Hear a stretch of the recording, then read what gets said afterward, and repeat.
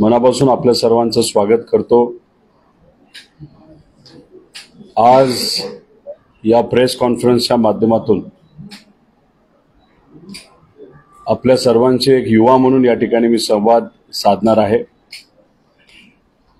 ज्या दिवसापासून राजकारणात मी आलो त्या दिवसापासून आजपर्यंत जिथं कुठं संधी मिळेल तिथं युवांचे प्रश्न, सर्वसामान्यांचे प्रश्न आपल्याला कसे मांडता येतील वर त्यांच्या समोर असणाऱ्या अडचणी कशा सोडवता येईल यासाठी प्रामाणिकपणे प्रयत्न मी त्या ठिकाणी केलेला आहे। मतदारसंघातल्या लोकांच्या कृपेमुळे आमदार झाल्यापासून मतदारसंघामध्ये विकास कसा होईल यासाठी मी प्रयत्न केले। मोठ्या प्रमाणात निधी विकासाचा मतदारसंघामध्ये घेऊन गेलो, पण जसे प्रश्न मी मतदारसंघातले मांडत होतो तसेच प्रश्न महाराष्ट्रामध्ये असणाऱ्या युवा वर्गाचे सुद्धा तिथे मी मांडत होतो। याच्यामध्ये स्पर्धा परीक्षा देणारे युवा असतील, तसंच डिग्री हातामध्ये आहे पण हाताला काम नाही अशा सुशिक्षित बेरोजगारांचे प्रश्न, तसेच आर्थिक अडचण असल्यामुळे जे शिकू शकले नाहीत पण त्यांच्या समोर सुद्धा आज बेरोजगारीचा प्रश्न खूप मोठा उभा राहिलेला आहे, त्या लोकांचे सुद्धा प्रश्न मांडलेले आहेत। संघटित क्षेत्र, असंघटित क्षेत्र या सर्व क्षेत्रातले जो युवा वर्ग आहे, जे लोक आहेत, त्यांचे प्रश्न मी आजपर्यंत मांडत आलेलो आहे।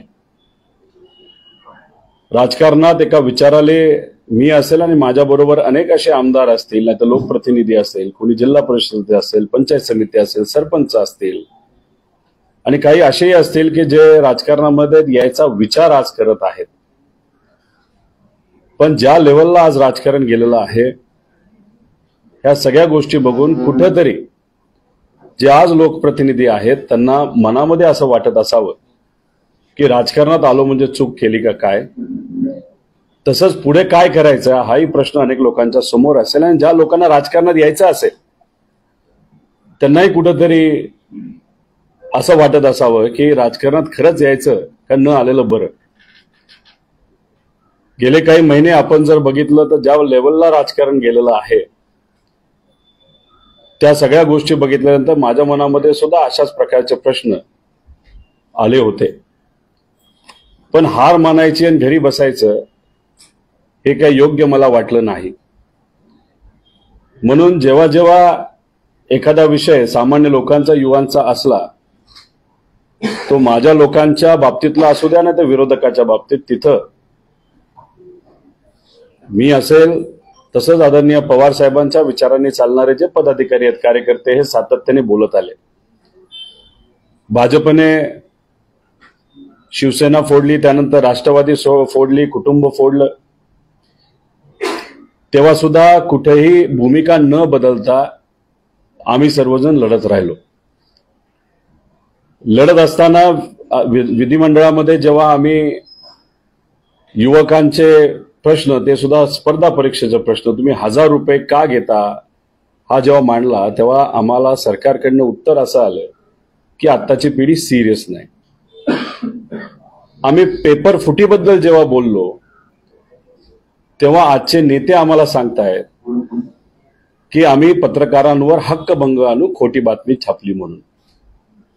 आम्ही जेव्हा MIDCचा प्रश्न मांडतो, आम्ही रोजगाराचा प्रश्न मांडतो, तेव्हा ठोक कुठेही आणि मुद्द्याचं कुणीही बोलत नाही। आंदोलन केलं, उपोषण केलं, पण फक्त शब्दच मिळाले, खऱ्या अर्थाने प्रॉब्लेम नाही तर अडचणी कुठेही सुटलेल्या आम्ही बघितलेल्या नाही। त्याच्याच बरोबर पेपर वाचा, टीव्हीवर बघा, जिथं कुठं विविध विभागामध्ये चुकीचा व्यवहार केला जातो, लहान मुलं दगावतात, महिला दगावतात, मुलं दगावतात, आणि अशा सगळ्या गोष्टीकडे बघत असताना कुठेतरी मनामध्ये एक अस्वस्थता होती. त्याच्यातच माझा वाढदिवस 2 दिवसापूर्वी होता. सहसा वाढदिवसानिमित्त मी घरी नसतो, बाहेर असतो, कारण माझ्या पत्नीचा वाढदिवस सुद्धा त्याच दिवशीच असतो. आणि मग 3 दिवस मी जो बाहेर होतो तेव्हा मन अस्वस्थ झालं होतं. आणि अशा परिस्थितीमध्ये कुटुंबाशी बोललो, पत्नीशी बोललो, मुलांशी बोललो. पण शेवटी मार्गदर्शन समाजकारणाचं असू दे नाही तर राजकारणाचं असो, आदरणीय पवार साहेबांकडूनच आम्ही सर्वजण घेत असतो. कालच्या दिवशी योगायोगाने महात्मा गांधी जयंती होती. त्या दिवशी आदरणीय पवार साहेबांना भेटलो. आतापर्यंत जेव्हा केव्हा एखादा विषय नाही तर एखादी भूमिका घ्यायची आली तेव्हा साहेबांना नेहमी आम्ही बोलत आलेलो आहे, विचारत आलेलो आहे आणि त्यांनी आम्हाला योग्य असं मार्गदर्शन केलेलं आहे. काल जेव्हा त्यांच्याशी बोललो की आज युवकांबद्दल कुणीही बोलत नाही, बोललं तरी योग्य अशी उत्तरं मिळत नाही, ठोक धोरण युवकांच्या बाबतीत आज घेतलं जात नाही. जिथं कुठं फक्त तोंडाला पानं पुसली जातात. आज आमच्या सर्वांची 60% पेक्षा जास्त लोकसंख्या असून तरी सुद्धा आमचे प्रश्न कुणीही मांडत नाही, मांडले तरी त्याला योग्य असं उत्तर मिळत नाही. अशा परिस्थितीमध्ये आम्ही काय केलं पाहिजे असा प्रश्न जेव्हा आदरणीय पवार साहेबांना विचारला तेव्हा साहेबांनी एकच सांगितलं की ही खतखत माझ्या कानावर सुद्धा आलेली आहे, लोकांनी मला सांगितलेली आहे. आणि मी जेव्हा लोकात जातो तेव्हा तिथे असणारे लोक आमच्याशी जेव्हा चर्चा करतात, जिथं कुठं मी जातो तिथं मोठ्या प्रमाणात युवा मला स्वागत करण्यासाठी येत असतात. मला सुद्धा ही गोष्ट जाणवते. पण युवा म्हणून फक्त या गोष्टी तुम्हाला जाणून चालणार नाही, त्यासाठी तुम्हाला काहीतरी करावं लागेल. मग काय करता येईल याचा विचार केल्यानंतर साहेबांशी बोलत असताना मग आम्ही युवकांशी संपर्क साधण्याची एखादी यात्रा असं काय केलं तर चालेल का? तर साहेबांनी फक्त एवढंच सांगितलं, जे मनाला योग्य वाटतं आणि जे प्रामाणिक आहे ते त्या ठिकाणी तुम्ही करा. व साहेबांशी ही चर्चा झाल्यानंतर घरी गेलो, पत्नीशी बोललो, मुलांशी परत बोललो. तुम्ही म्हणत असाल की लहान मुलांशी काय बोलतो, शेवटी बाप आहे, मुलांना विश्वासात घेण्याची जबाबदारी ही आपल्या सर्वांची असते. आणि त्यांना सांगितलं की मला रोहित पवार म्हणून नाही पण एक युवा म्हणून कुठंतरी वाटतं की युवांशी संपर्क साधण्यासाठी एक यात्रा आपण काढावी. आणि ती यात्रा काढत असताना ही युवा संघर्ष यात्रा, ही यात्रा काढण्याचा विचार हा आम्ही सर्वांनी मिळून केलेला आहे. ही यात्रा कुठेही सायकलवर, गाडीवर, रथात अशा प्रकारची यात्रा नाही, ही पदयात्रा आहे. ही पदयात्रा आपण पुण्यापासून सुरू करत आहोत आणि शेवट आपण नागपूरला करणार आहोत. 820 किलोमीटरची ही यात्रा आहे जी दसऱ्याच्या दिवशी सुरू होणार आहे पुण्यापासून. तिथं आम्ही महात्मा फुले, क्रांतीज्योती सावित्रीमाई फुले यांनी शिक्षणाची दिशा जी या राज्याला आणि देशाला दिली, तसंच लाल महाल असेल, त्याच्याचबरोबर संतपीठं असतील 2, देऊचं आणि आळंदीचं, त्याच्याचबरोबर काही महत्वपूर्ण ठिकाण जे पुणे शहरामध्ये आहेत, तिथं जाऊन नतमस्तक होऊन युवांना विश्वासात घेऊन मग पहिल्या दिवशी म्हणजे 24 तारखेला दसऱ्याच्या दिवशी 5-6 किलोमीटरची यात्रा पुणे शहरामध्ये केली जाईल.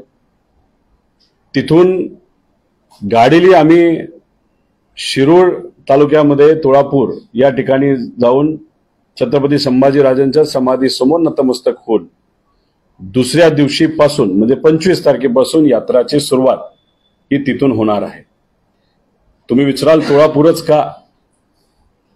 की ज्या महापुरुषाने महाराष्ट्र धर्म टिकवण्यासाठी, रयतेचं राज्य टिकवण्यासाठी स्वतःच्या जीवाची पर्वा नाही केली, ज्यांचे रक्तांचे अंश अजून त्या भागामध्ये अजूनही असतील, त्या त्यागाचा आणि त्या बलिदानाचं प्रेरणा घेऊन तिथून आम्ही ती सुरू करत आहोत.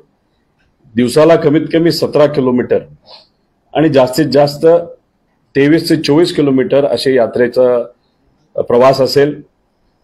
13 जिल्ह्यांमधून ही यात्रा जाईल.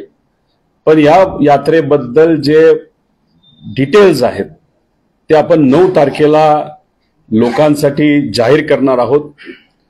ही यात्रा कुठेही रोहित पवाराची नाही, ही यात्रा कुठेही राष्ट्रवादीची नाही.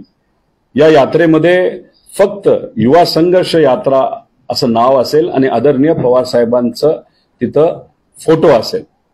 तुम्ही म्हणाल युवा यात्रेमध्ये पवार साहेबांचा फोटो कशाला? 83 वय असताना सुद्धा महाराष्ट्र धर्म टिकावा यासाठी युवकांना लाजवेल एवढे परिश्रम आदरणीय पवार साहेब आज घेत आहेत. आणि मग आम्ही तर युवा आहोत, तर त्यांच्याकडनं प्रेरणा घेत असताना, आदरणीय पवार साहेबांचा विचार पुढे घेऊन जात असताना, महाराष्ट्राचा विचार पुढे घेऊन जात असताना आम्ही 24 तारखेला ही यात्रा सुरू करणार आहोत. जे काही महत्वपूर्ण मुद्दे आहेत ते म्हणजे कॉन्ट्रॅक्ट भरती जो GR आहे तो सरकारने स्थगिती द्यावी, तो कॅन्सल करावा. 1000 रुपये जे आजपर्यंत घेतले गेले आहेत तलाठी भरतीसाठी आणि इतर भरतीसाठी सुद्धा आज घेतले जात आहेत, ते सर्व पैसे परत रिटर्न करावेत आणि पुढे कुठेही 1 रुपया सुद्धा नाही तर 100 माफक दरामध्ये ही सरकारी भरती त्या ठिकाणी व्हावी. त्याच्याचबरोबर ज्या शाळा आज दत्तक दिल्या जात आहेत आणि पुढे जाऊन कदाचित तिथं प्रायव्हेटायझेशन हे आणलं जाऊ शकतं, तर असा जो GR दत्तक घेण्याचा आणला गेला आहे आणि त्याचं कारण सरकारकडे पैसे नाहीत असं दिलं जातं, ते तिथं कुठंतरी कॅन्सल व्हावा तो GR. त्याच्याचबरोबर जे काही अंतराचं कारण देऊन काही जिल्हा परिषदच्या शाळा आज बंद केल्या जात आहेत, तर ते सुद्धा कुठंतरी सरकारने थांबवावं. ज्या तालुक्यामध्ये ज्या जिल्ह्यामध्ये MIDC आहेत पण तिथं अजूनही एक सुद्धा फॅक्टरी आली नाही, त्याच्याचबरोबर ज्या MIDC प्लंबिट आहेत, फक्त एका सह्यासाठी वाट बघत आहेत, अशा सर्व MIDC ला मान्यता त्या ठिकाणी देऊन राज्यात जे प्रोजेक्ट यायला पाहिजे जे आज आणले जात नाहीत, त्यासाठी ठोक काहीतरी धोरण सरकारकडनं विधिमंडळामध्ये आणावं, त्याच्यावर चर्चा व्हावी, अशी सुद्धा मागणी त्या ठिकाणी आमच्या सर्वांची आहे. या ठराविक मागण्या घेऊन पुढे जात असताना जे काही 800 किलोमीटरचा प्रवास आमच्या सर्वांचा होईल, त्या प्रवासामध्ये तिथे असणारे युवा ते त्या जिल्ह्याचे असतील ना ते इतर जिल्ह्याचे तिथे येतील, त्यांच्याशी आम्ही संवाद साधू. त्यांचं म्हणणं असेल, त्यांच्या पालकांचं म्हणणं असेल, तिथल्या लोकांचं, सामान्य लोकांचं जे म्हणणं असेल, त्या सगळ्या गोष्टी नमूद करून, नोट करून विधिमंडळामध्ये म्हणजे हिवाळी अधिवेशन जे नागपूरला होणार आहे 7 तारखेपासून, तिथं हा मुद्दा आणि ते सर्व मुद्दे आम्ही मांडू. आता नेहमी युवा म्हणून आम्ही जेव्हा प्रश्न मांडतो तेव्हा आम्हाला एवढंच सांगितलं जातं, तुम्ही तरुण आहात, तुम्हाला अनुभव कमी आहे. काही प्रमाणात विरोधी पक्षामध्ये असणाऱ्या लोकांचं कदाचित म्हणणं खरंही असू शकतं, आम्हाला अनुभव कमी आहे, आम्हाला काही गोष्टी कळत नाही असं त्यांना वाटतं. आणि युवांची परिस्थिती आहे, कुठल्याही विभागामध्ये युवा गेला की तू लहान आहे, तू तरुण आहे, हेच आम्हा सर्वांना ऐकावं लागतं. मग कदाचित हे 800 किलोमीटरचा प्रवास करून, सामान्य लोकांची चर्चा करून, संवाद साधून काय गोष्टी आम्हाला कळतील, आम्ही महाराष्ट्र जाणून घेऊ, लोकांना जाणून घेऊ. आणि त्याच्यामुळे जो काही विरोधकांना वाटतो की आमच्यात काही कमतरता आहे अनुभवाची, ती आम्ही पूर्ण करू. आणि मग जेव्हा आम्ही 7 तारखेला 7 डिसेंबरला जेव्हा नागपूरला जाऊ आणि त्यानंतर विधिमंडळामध्ये आम्हाला बोलायला संधी दिली, तर तिथं जे मुद्दे आम्ही मांडू ते त्यांना सिरियसलीच कुठेतरी घ्यावे लागतील. ते युवकांना सिरियस समजत नसले तरी युवक किती सिरियस आहे हे आम्ही सर्वजण तिथं दाखवून देऊ. आणि संघर्ष हे नाव का? कारण का यात्रेच्या सुरुवातीलाच माझ्यासारख्या एका युवकाला ज्याचं लग्न झालेलं आहे त्याला सुद्धा आज संघर्ष करावा लागतोय. मी जेव्हा हा विषय पत्नीशी बोललो, तिचं एकच म्हणणं आलं, 41 ते 45 दिवस तू घराबाहेर राहणार आहे, त्यात दिवाळी येते, दिवाळी सुद्धा तुझं घरी राहणार नसेल, ते कितपत योग्य आहे? आणि राजकारणात येण्यापूर्वी, नाहीतर लग्न होण्यापूर्वी तू राजकारणात नव्हता, त्यावेळेस कुठेही राजकारणाचा विषय आपल्यामध्ये नव्हता. मग अशा परिस्थितीमध्ये 40-50 दिवस तू बाहेर जात असतील, मुलांपासून बाहेर राहत असेल, तर हे कौटुंबिक जीवनासाठी किती महत्वाचं. पण त्यांना मी जेव्हा डिटेलमध्ये सांगितलं त्यांनी ते मान्य केलं. दिवाळी सुद्धा लोकातच आम्ही सर्वजण साजरी करू. पाडव्याच्या दिवशी माझी पत्नी तिथे येऊन मला ओवाळेल, पण ज्या ज्या गावामध्ये जाऊ तिथं असणाऱ्या लोकांशी आम्ही चर्चा करू. आणि लहान मुलांशी जेव्हा मी हा विषय घेतला, 10 मिनिटं त्यांचं जे काही अश्रू गळत होते ते थांबवण्यामध्येच गेले की 41 दिवस डॅडा आमच्या बरोबर राहणार नाही, पण त्यांना सांगितलं शनिवार रविवार असेल तेव्हा तुम्ही या. ही जी काय गोष्ट मी सांगते ती फक्त माझीच नाही, अनेक युवा या विचाराला या यात्रेला जोडले जाणार आहेत. त्यातलं कोणाचं लग्न झालं असेल, कोणाचं नसेल, पण हा युवकांचा प्रश्न, ही यात्रा युवकांची आणि संघर्षाची यात्रा आहे. त्यामुळे ही यात्रा सुरू झाल्यानंतर तिथं अनेक लोक जुडतील, अनेक विचाराचे जुडतील, त्यांचं स्वागत आम्ही सर्वजण करूच. पण याच्याच बरोबर 9 तारखेला आपण एक वेबसाईट लॉन्च करत आहोत. त्या वेबसाईटवर प्रत्येक जिल्ह्यातून 3 लोक आम्ही या यात्रेमध्ये येण्यासाठी आमंत्रित करणार आहोत. त्यांनी रजिस्ट्रेशन स्वतः केल्यानंतर त्यांना आम्ही आमंत्रित करू. त्यानंतर प्रत्येक तालुक्यातून 25 लोक, असे काही लोक 10, 20, 100 का 1000 येतील हे आम्हाला आज सांगता येणार नाही. पण शेवटी 1 असलो, 10 असलो, 1000 असलो, 100 असलो तरी ही यात्रा आम्हाला पूर्ण करायची आहे. कारण याचा जो बेस आहे, याचा जो विचार आहे, हा आमच्या सर्वांसाठी महत्वाचा आहे.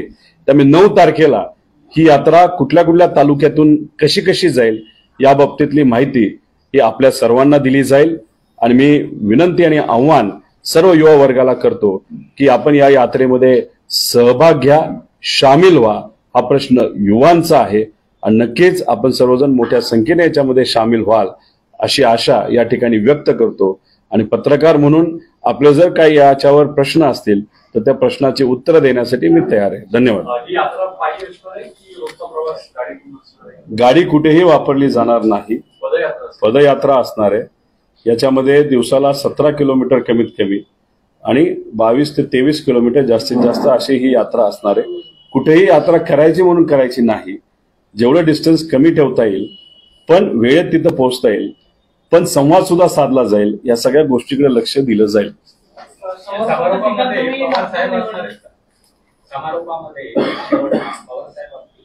पवार साहेब या यात्रेमध्ये त्यांच्या वेळेनुसार ठिकठिकाणी नक्कीच सहभाग घेतील. शेवटी त्यांच्या प्रेरणेने आम्ही सर्वांनी मिळून ही यात्रा काढलेली आहे. ही युवकांची यात्रा आहे. सुरुवात आपण केलेली आहे. नंतर अनेक लोक या यात्रेमध्ये जोडू शकतात.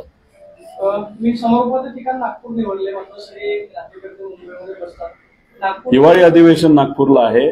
7 डिसेंबरला त्याची सुरुवात होत आहे. त्यामुळे काही केलं तर राज्यकर्त्यांना, मंत्र्यांना तिथं नागपूरला राहणं हे फार महत्वाचं आहे.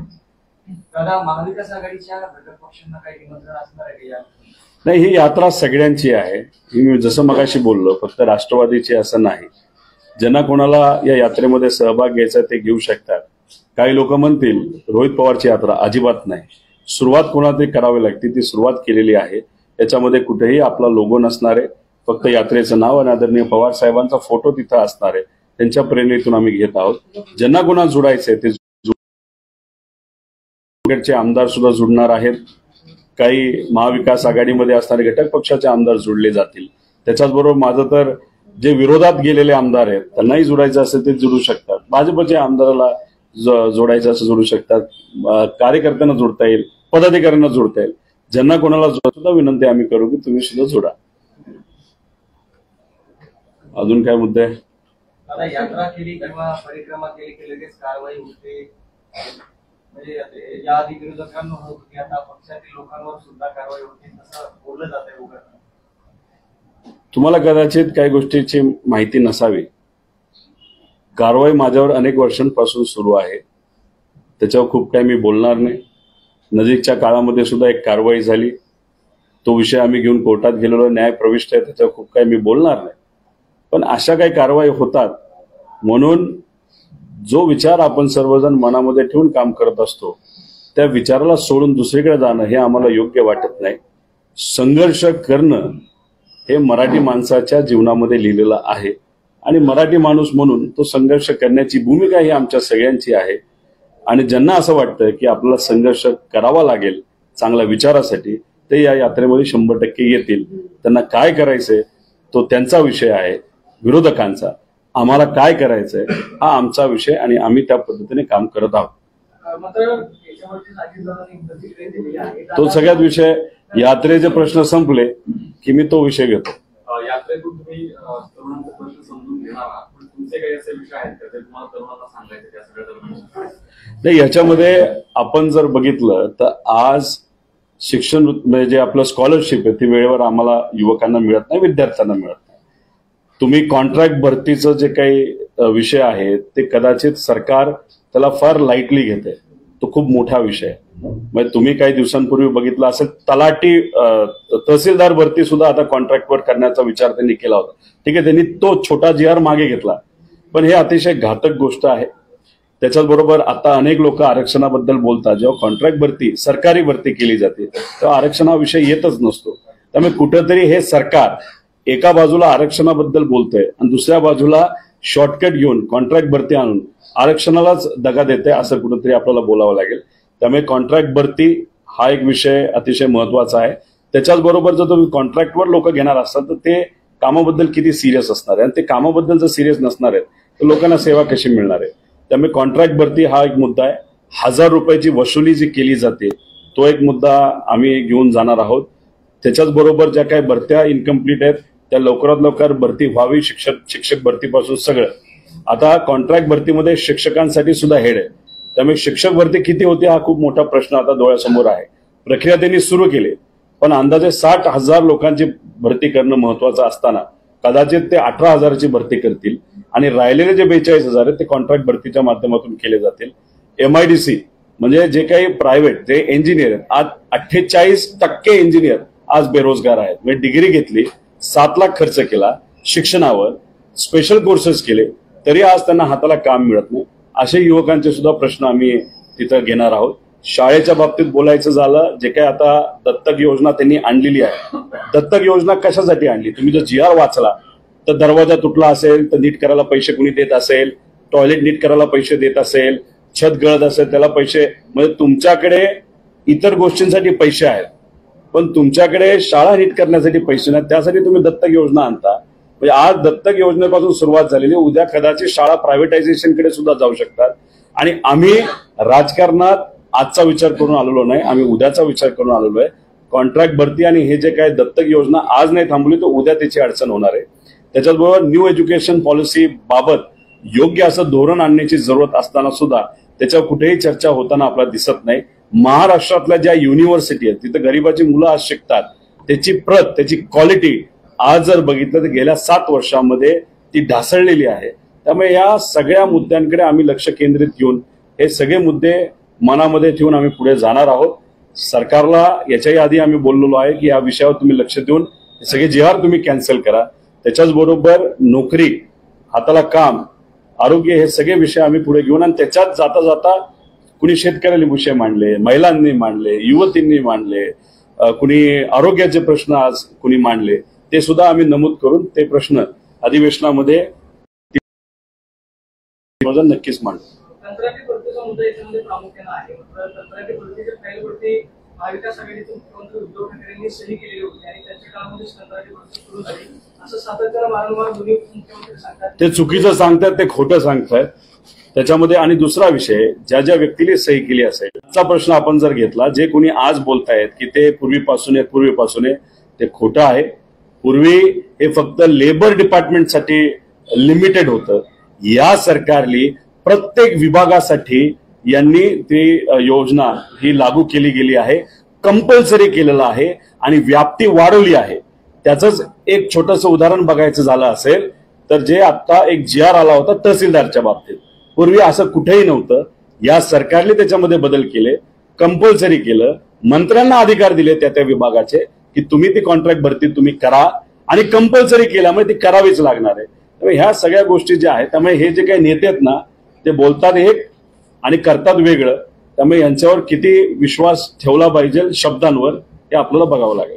याआधी महाराष्ट्रात देशामध्ये एक यात्रा झाली होती, राहुल गांधींनी काढली महाराष्ट्रात.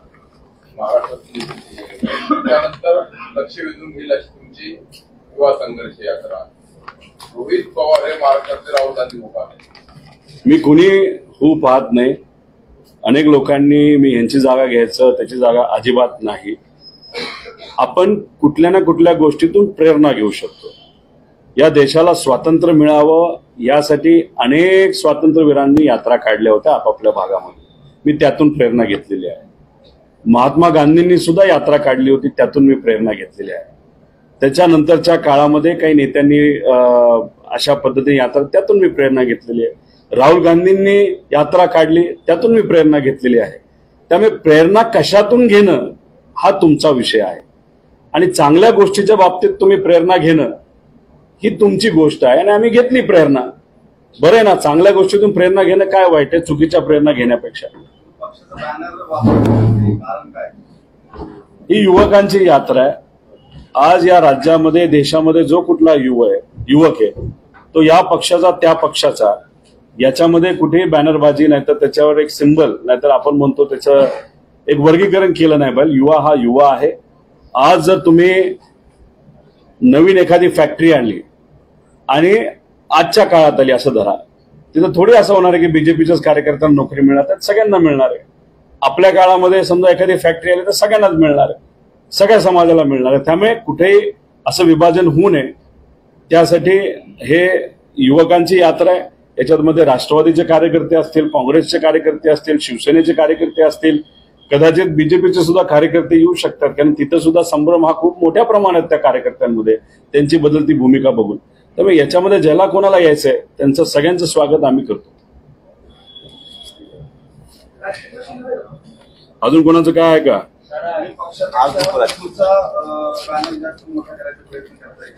या सगळ्यामध्ये पक्षापेक्षा तुमचा बॅनर जरा मोठा करायचा तुमचा प्रयत्न केला, पक्ष वापरला नाही किंवा बॅरियर्स खुललेली नाही. सीट तुम्ही पवार असेल, सगळे आपल्यामध्ये असेल. राहुल गांधींनी जी जोडो यात्रा केली त्याच्यामध्ये काँग्रेस पूर्णतः सहभागी होती. तुमच्याकडे राष्ट्रवादी काँग्रेस सहभागी असणार आहे का, की सगळ्यांनाच तुम्ही बोलवलंय आणि नेतृत्व पक्षापेक्षा मोठं करायचा हा प्रयत्न? अजिबात तिथं कुठलाही प्रयत्न नाही. जेव्हा जयप्रकाश मुवमेंट झाली होती तेव्हा काही युवकांनीच ती मुवमेंट केली होती, काही विद्यार्थ्यांनी केली होती. मी आज जर तुम्हाला विचारलं त्या विद्यार्थ्यांचं नाव काय, कुणीही नाव सांगू शकणार नाही. त्यातलाच एक विद्यार्थी नाही तर एक युवक म्हणून मी असेल असं तुम्ही समजा. सुरुवात कोणाला ते करावी लागते, सुरुवात फक्त केली, नंतर कोण जुडतंय, कशी यात्रा जाते हे आपल्याला बघावं लागेल. त्यामुळे सांगतो की सुरुवात मी करतोय म्हणून तुम्ही जर म्हणणार असाल की रोहित पवारची यात्रा हे योग्य नाही, सुरुवात फक्त करतोय, लोक जुडू शकतात, ही यात्रा मोठी होऊ शकते, काय मर्यादित राहू शकते. विषय मुद्दा एवढाच आहे की काय मुद्दे घेऊन तुम्ही चाललाय हे जास्त महत्वाचं आहे. कुठलंही बॅनर कोणाचंही आपल्याला मोठं करायचं नाही. पवार साहेबांच्या विचाराने आम्ही सर्वजण चालतो हे स्पष्ट आहे, आणि ही यात्रा सुद्धा साहेबांच्या प्रेरणेने, त्यांच्या विचाराने आम्ही सर्वजण घेऊन पुढे चाललेलो आहे. उद्या जाऊन लोकांनी प्रतिसाद याला दिला चांगला, देतील असा सुद्धा विश्वास आम्हाला तिथे वाटतो. पहिली प्रेस तुमच्या बरोबर घेतोय, आणि तुमच्या माध्यमातून तुम्ही जर बातम्या आमच्या लावल्या आणि चांगल्या लोकांपर्यंत गेल्या, जे कोणी बघतील त्यांना सगळ्यांना आम्ही आमंत्रित करतोय. इथं कुठल्याही नेत्यांना असं स्पेसिफिकली बोलवलं जाणार नाही. ज्यांना कोणाला या यात्रेमध्ये, पवार साहेब तर येतीलच, मध्ये मध्ये ठिकठिकाणी ताई येतील, आणि इतरही जे काय असतील काँग्रेसचे नेते सुद्धा येऊ शकतील. आज काय सांगता येणार नाही, उद्या बघू काय या बाबतीत होतं.